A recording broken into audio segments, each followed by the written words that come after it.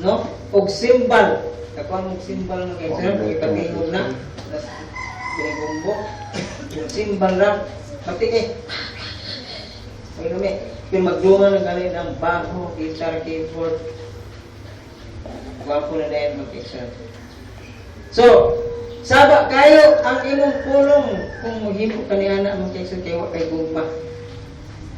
Ang imong speaking in tongues, wa di gid magsilbi mag-kaigsunan, wala na, di na magamit kung walay gugma. O nahimo kang a noise maker in the side o in kinulungog sa Diyos. Sapat lang kakayo. Kung siguro mga kaigsunan ang Diyos marampong kanimo tungod sa nasabaan siya.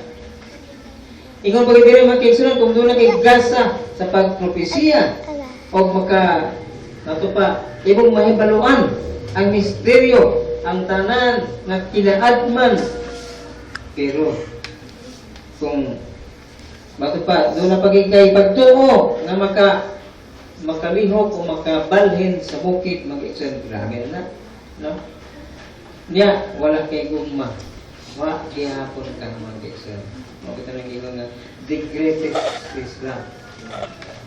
Kagtama na mag-iksan.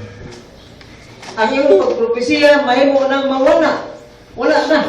Di na maayo mga kaigsunan. May example diri nga, dili mga church diri nga, ang iyong propesiya mga kaigsunan, di na ako ipinkwento. Asa nga church.